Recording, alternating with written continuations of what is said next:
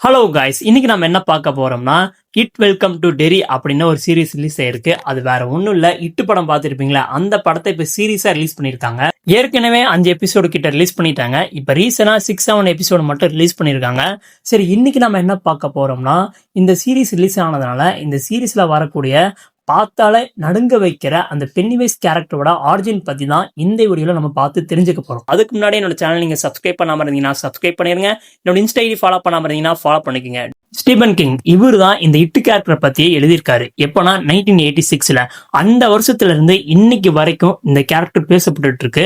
அந்த அளவுக்கு சினிமா இண்டஸ்ட்ரியில இந்த கேரக்டருக்கு தனியா ஃபேன்ஸே இருக்காங்க. ஸ்டீபன் கிங் வேற ஒரு யூனிவர்ஸ்ல இருந்து வந்ததுதான் இந்த இட் அப்படின்னு சொல்லியிருக்காரு. பென்னிவைஸை பாக்குறதுக்கு நார்மலான கிளவுன் மாதிரி தான் இருக்கும், ஆனா அது கிளவுனு கிடையாது. உலகம் உருவாக்குறதுக்கு முன்னாடி, அதாவது பூமி, சூரியன், நட்சத்திரம் இதெல்லாம் இல்லாதப்ப ஸ்பேஸுக்கு அவுட் சைட்ல வாய்டு மாதிரியான ஒரு இடம் இருக்கு. அந்த இடத்துக்கு இன்னொரு பேர் பாத்தீங்கன்னா மேக்ரவர்ஸ். அந்த இடத்துல இருந்து வந்ததுதான் இந்த டெட்லைட்ஸ், அதாவது இட் அப்படின்னு சொல்லப்படுது. அப்ப இட்ட பாக்குறதுக்கு மிருகம் மாதிரியோ மனிதன் மாதிரியோ இல்ல பூமியில வாழக்கூடிய ஒரு உயிரினம் மாதிரியோ இல்ல, ஒரு ஷேப்பே இல்லாத ஒரு கல்லு மாதிரி தான் இருந்திருக்கு. அதுல இருந்து நம்ம கண்ணு கூசுற அளவுக்கு ஒரு பயங்கரமான ஒரு ஒளி ஒண்ணு வருது, அதுதான் டெட் லைட்ஸ். அந்த லைட்ஸை யாராவது பார்த்துட்டா அவங்களுக்கு கண்டிப்பா சாவுன்னு நிச்சயம். அதுக்கப்புறமா இது எப்படி பூமிக்கு வந்துச்சுன்னா, எரிக்கல் மாதிரி தான் இது பூமியில விழுது. இது விழுந்த இடம் தான் டெரிமைன்.